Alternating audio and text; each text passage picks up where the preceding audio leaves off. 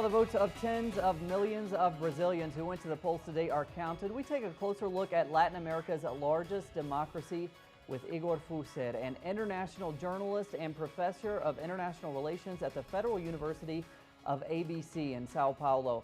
He is also the author of the book Petroleum and Power, U.S. Military Involvement in the Persian Gulf, and a contributor to Brasil de Fato and Le Monde Diplomatique Brasil.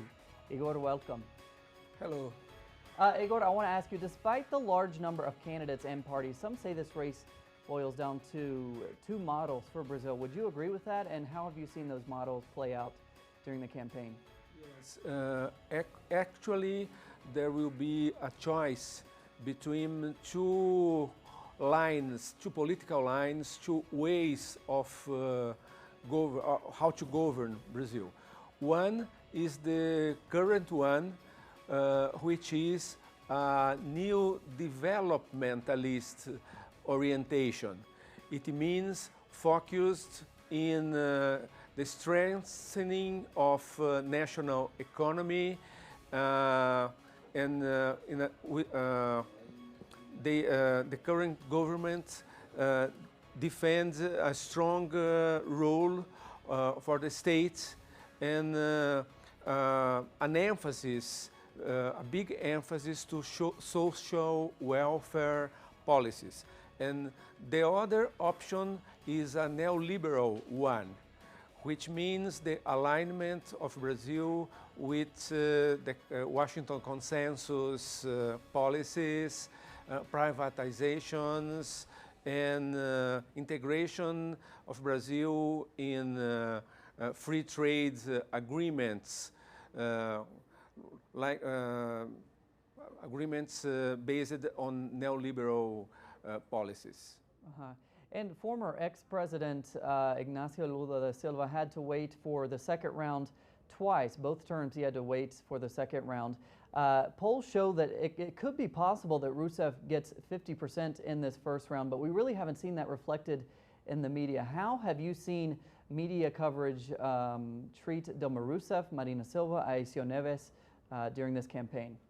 But what happens in Brazil is that media, the whole television companies and the biggest newspapers and so on, are totally controlled by the business elites.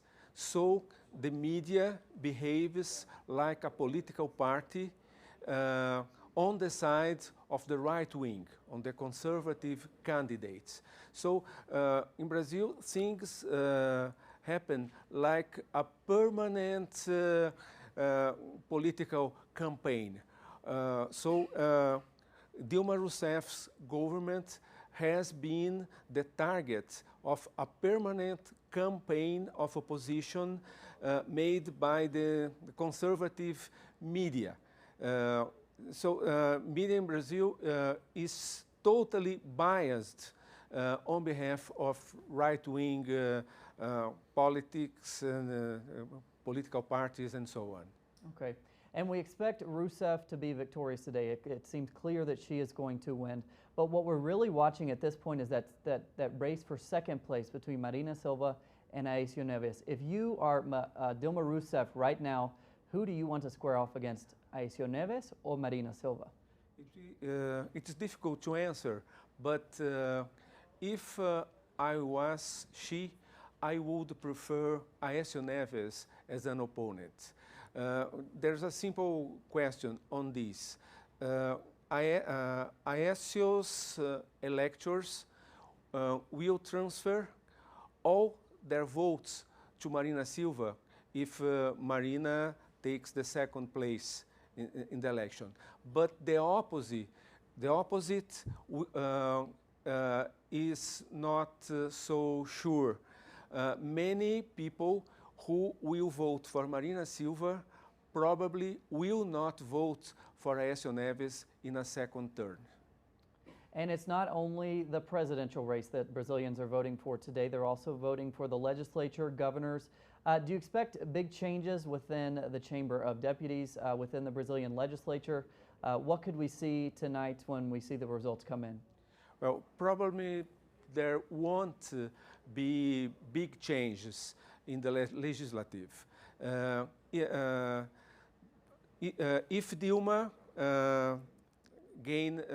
if she has a good result in this election, her party, the Workers' Party, will increase the number of seats at the legislative.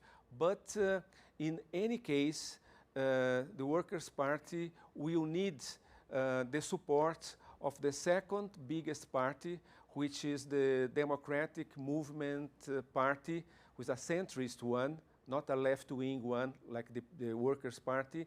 They will have to maintain their alliance in order to have majority of the Congress. And whichever candidates win today, what do you expect to see as their biggest challenges going forward in the next 4 years? The economic situation. Brazil had a very good performance in economy during the last 12 years. But recently things changed. Brazil is now very close to recession. There's no more growth in economy, and so it will be a big challenge for a new president. What happened during the whole decade since the first Lula's government is that it was possible to satisfy different demands, the demands of different social sectors of society, because there was money for that. So the elites were happy, the working class were happy as well, but now the next president will have to make difficult, very hard choices. Igor, thank you so much for being here and giving us that very useful insight as we await results. Remember, you can follow our latest coverage of this election at our website, telesurtv.net/English. For Telesur English, I'm Cody Weddle.